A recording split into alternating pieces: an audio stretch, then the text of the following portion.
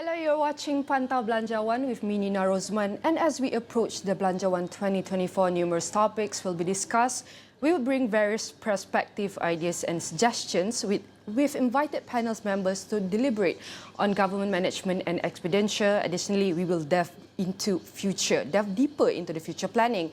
And our topic today is to look how ready is Malaysia for a smooth transition to fully electric vehicles, EVs from internal combustion engine ICE. And talking about electricity first, Kenanga Research has forecasted a 1.8% annual growth rate in electricity demand for Peninsular Malaysia in both 2023 and 2024. This growth is primarily attributed to the resurgence of the industrial sector, surpassing the guided growth rate of 1.7% set during the regulatory period 3RP3. In an effort to promote the adoption of electrified vehicles in Malaysia, the Malaysian Automotive Association MAA is proposing incentives under the Belanjawan 2024 to be given to all types of electrified vehicle XEV rather than just electric vehicle EV in order to popularize XEV in Malaysia. President Muhammad Shamsul Muhammad Zain said the term XEV includes hybrid electric vehicles, HEV, plug-in hybrid electric vehicle, PHEV, battery electric vehicle BEV and fuel cell electric vehicle FCEV. And to discuss further, we have our guest ready on the line is Datuk Dennis Chuah, the President EV Association of Malaysia. I want to say thank you very much, Datuk, for joining us. How are you, Datuk? I'm very good. Thank you for inviting. All right. It's fantastic to have you here joining us. Talking about EV, electric EV, we know this has become a very hot topic these days. But in context of Malaysian, are Malaysians ready, starting to prefer electric cars over traditional ones? Or is it just a popular trend? And do we have the right structure and regulation in place for the people who want to buy it? What I'm saying is Malaysia ready for the consumer law regarding the EV, Dato? My short answer is that yes, Malaysia are ready for electric vehicle. You can see not only our ASEAN country or Southeast Asia, all over the world are already promoting electric vehicle. So I would say that yes, Malaysians are ready for electric vehicle adoptions. And talking about ready, we know that new car engines are getting smaller but use electric or turbochargers for more power. However, fixing them can be expensive over time. Should the regular car brands in Malaysia have such advanced technology, can regular people afford to own and even maintain them? I would say that for electric vehicle, throughout my journey during involvement of manufacturing of electric vehicle, it will be easier adoptions compared to a combustion vehicle. Why? Because it actually uses less components to build the whole vehicle. And the whole vehicle, you do not have engine. You will be during the maintenance, you will be reduced, and it will be easier to drive rather than to maintain a combustion vehicle. So electric vehicles are easy to adopt and to be able to manufacture. All over the world, everyone, automotive industries are starting from ground zero. I would say that Malaysia do have the opportunity and the to enter into this industry. Okay, saying that to enter this industry, from 1 to 10, how ready is Malaysian? We can say Malaysia may be ready, the people may be ready, but for the infrastructure, or is it just a popular trend that people are using EVs nowadays? What's your opinion, Dato? Coming to the, especially for electric vehicles, you are talking about manufacturers manufacturing the cars. And for a user, you only need to charge the vehicle by using electricity. And when you do not have the engine, you're using battery and motor, the maintenance will be less and um, the time or the expenses that to maintain the vehicles is going to be lesser and lesser. So I would say that it will be a very easy adoption when people use it. The moment that they use it, I will say that they will love it, and they will continue to use it, and they will definitely give good words to all their friends. All right, definitely it will be hard to go back to basics when, like you mentioned, if you start using EVs. But there's a many type of EVs we can mention. Should there be a specific laws that make cars company recall faulty cars and protect buyers from getting stuck with a lemon meat, which means a car with a lot of problems in Malaysia, Dato'? You see, when you use a conventional combustion vehicle, you still need to send your vehicle for service and maintenance. Whenever there is parts breakdown, normally it's involved engine. And the moment you send it for repairs or to the workshops, you will takes you a day or a couple of days to wait for the parts to come in, where you already do not have vehicle to travel.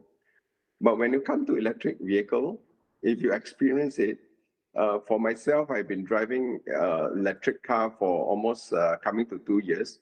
I don't see myself that need to send my car for service or maintenance. So you're actually able to lessen your expenses, and not only expenses, but you don't have to put your car into the workshop for several days. You don't have cars, or weeks that you do not have cars. So this is a very, very good for us to go forward by using the electric vehicle. How about a step-by-step approach, starting with HEVs, affect consumer perceptions and adoption rates compared to an immediate transition to fully electric vehicles, EVs? What's your thought on this? We have very early stage, the government have been very supportive to hybrids.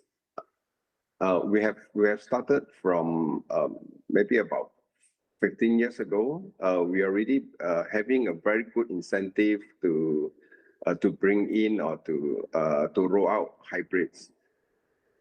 And I would say that going forward, definitely a full battery electric vehicle is the direction compared to hybrid. And well, today the governments do provide quite a good incentive, and also the policy for a battery EV.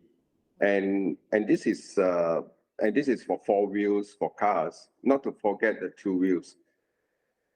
Even the two wheels in Malaysia market, we have riders, almost 12 to 13 million riders using two wheels.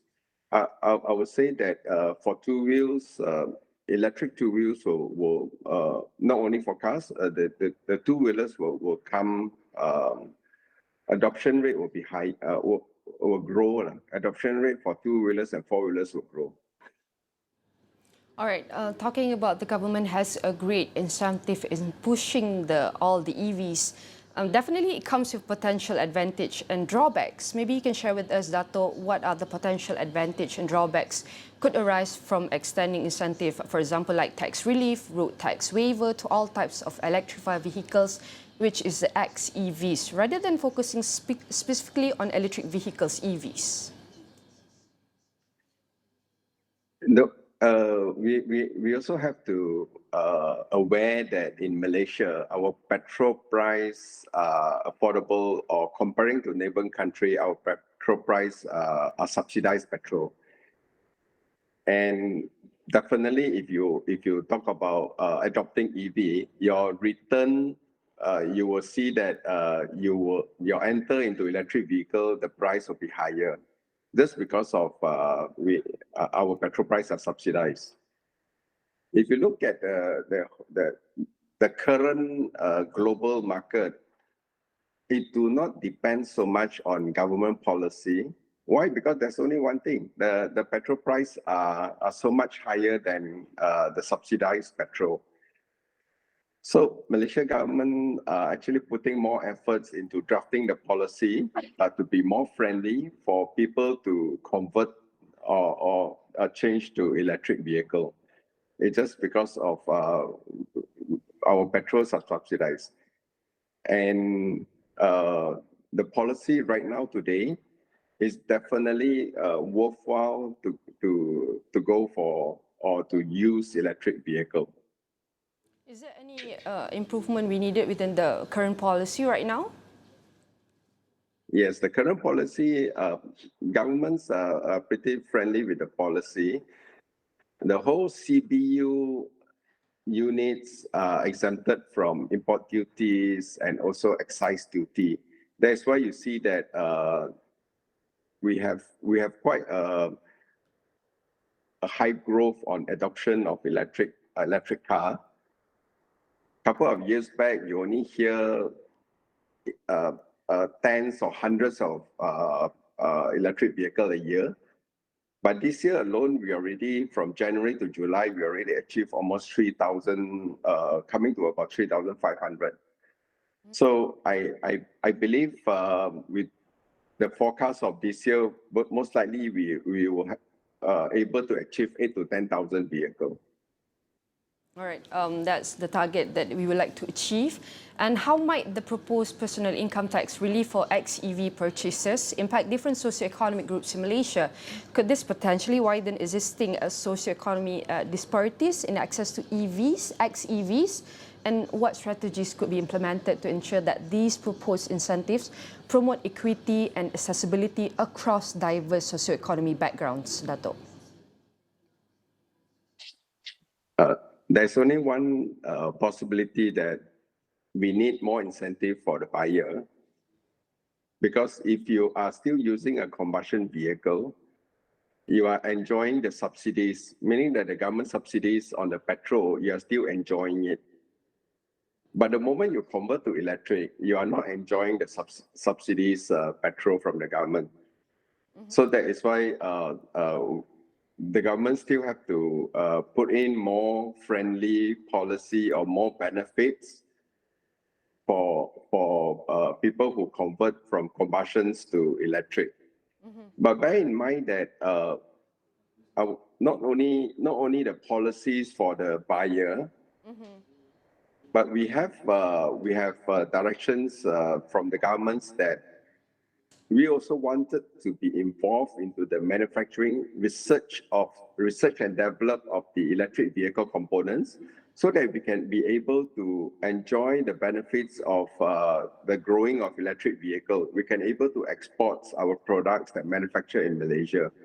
So these are not only to the policies that are friendly to the buyer, but we are gearing, I mean, Malaysians, especially our industrial trade ministries, are putting a lot more efforts into encouraging local companies to be able to involve into the research and development and manufacture electric vehicles related components and parts to be able to manufacture here and export globally.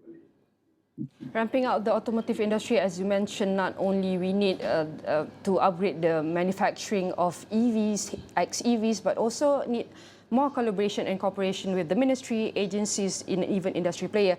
But Datuk Dennis, don't go anywhere. We'll be taking a short break and we'll be right back.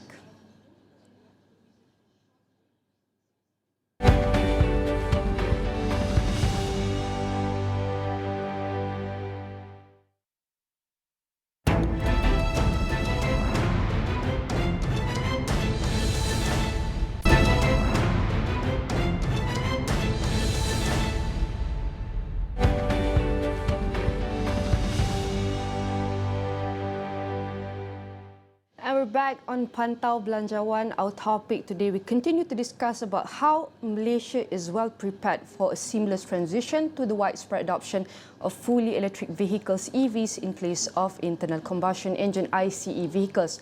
And talking about this advancement, it holds significant importance for Malaysia's energy sector, economic expansion, and environmental sustainability efforts. And we're still with our guest, Datuk Dennis Chuah, the President EV Association of Malaysia. I want to say thank you very much Datuk, for joining us. Previously, before taking a short break, you were mentioning about how about the involvement and the collaboration in the research and development of the EVs industry. So how can we increase the cooperation? What are the strategies can be used to utilize the cooperation and collaboration between agencies, institutions, and even the industry players, Dato? You see, we definitely have a very good advantage. Our semiconductor industry started in Malaysia since 1970s, and we have foreign companies started to manufacture semiconductors in Malaysia, and they have trained our locals to be able to do design for semiconductor, and also not only on the semiconductor but on the metal, and also on the plastic industry. And for electric vehicle, you will see that almost 60-70% of the components are very much on the semiconductor, and also on the metal. So we have a very good opportunity whereby not only adopting the user to use the electric vehicle, we can able to manufacture the products and export globally. But not to forget that just a very simple EV charging infrastructure. Today, compared to last few years, we have quite a very good infrastructures in place for EV charging. I'm as myself, I'm also would encourage that even the charging equipments, we also need our local industry to be involved into development, into making our own charger, whereas today are still imported. So the opportunity today, we have from tens of charger to 2025, there's target to achieve 10,000 EV charging infrastructure or equipment. So the opportunity today is growing. You can actually look into development of a local charger, or even the cables. The cable itself is also one of the technologies to be able to carry high current or high power to charge your battery. But on top of that, there is components, which is batteries in the vehicle, which you have wire harness in the vehicle. We just need to encourage our local industry to look into this industry where there are potential. So I see that we will be able to be one of the global player for the electric vehicle components or parts to supply globally. All right, to encourage the industry, definitely they will look all the benefits, incentive as well. And talking about the context of the current economy right now, how could the proposed incentive be structured to ensure a balance between incentivizing XEV adoption and maintaining the overall economic viability of the country? Considering other national priorities and budgetary constraints, Malaysian government might face challenges such as allocating sufficient funds, which has always been the issue or the core of many issues, which is the cost. What's your opinion on this, Dato'?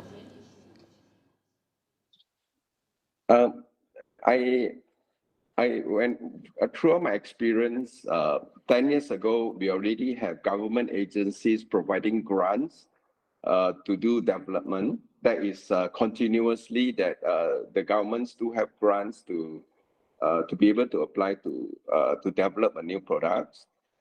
I think this is already there, which is been provided. Today the policy is so friendly that I would say that just because of our petrol prices are subsidized, we need a very strong government involvement to provide a friendly policy. But if you look at our neighboring country, they don't depend so much on government to allocate funds to increase the adoptions of electric vehicle. Why? Because their petrol price is almost 3 times of our petrol price. So we definitely have a role to play where we cannot keep on depending on the governments to subsidize the petrol. If we are able to evolve ourselves into manufacture the components, I would say even 50% that we can able to manufacture locally, we will definitely gain a lot of incentive. Like slowly you can see that foreigners are coming to Malaysia to invest into this industry. Battery improvement from 10 years ago, you can see that 10 years ago, probably one charge, you only go for 100 kilometer, but today you can see that one charge, you can go 800 kilometer. Previously, you see that the charging time can be 8 to 10 hours, but today we can actually use a DC charger to charge full within less than an hour. So the technology improvement and easy for a user to use a vehicle, and also for our local industry to get involved into this development, there's a lot of rooms to be involved into improving the products for the user, easier adoptions and easier to drive the vehicle. I remember that even our commercial vehicles are still using combustion. These are a very good for us to be able to enter in commercial vehicle by using electric, convert to electric. Why? Because commercial vehicle every day they are running 300 to 500 kilometer. The moment you convert to electric, the cost of operating comparing to using electric, there will be a lot of savings. So I would say that these are the opportunity that globally the volume is rising, is growing, and we should not waste this opportunity. We should be able to encourage more industry to get involved into research and development, and we'll be able to enjoy the moment that you can able to export product.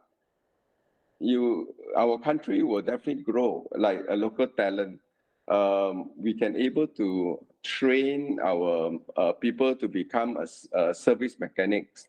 These are all this new industry, new job, and it will definitely advantage because everywhere in the world, automotive makers are looking for experienced people to be involved into electric vehicle industry. All right, Datuk, as you share that definitely the future of EV, road to the future of EV still has a few potholes to be fixed. In 2025, maybe in the near term, near year, what is your hope for the automotive industry in wrapping up the green initiative? For me, I would see that we have the opportunity to be involved into electric vehicle. And I also want to touch on, especially on electric two-wheelers. We have all the volumes in ASEAN countries. ASEAN countries, every year there are easily 10 million of electric two-wheelers registered. This is one of the opportunity. When you talk about electric vehicle for passenger or for commercials. So this industry, I would say that you will definitely keep growing. And we have a saying whereby maybe 5 to 10 years later, you will see more electric vehicle charging station than a petrol station. So the message is that the electric vehicle adoption will grow tremendously. Thank you. All right, that's a very good insight and interesting experience shared by Datuk Dennis Chuah, the President EV Association of Malaysia. Definitely, Datuk, we will have more talks on EV and electricity. That's all for Pantau Belanjawan. I'm Nina Rosman signing off. See you next time.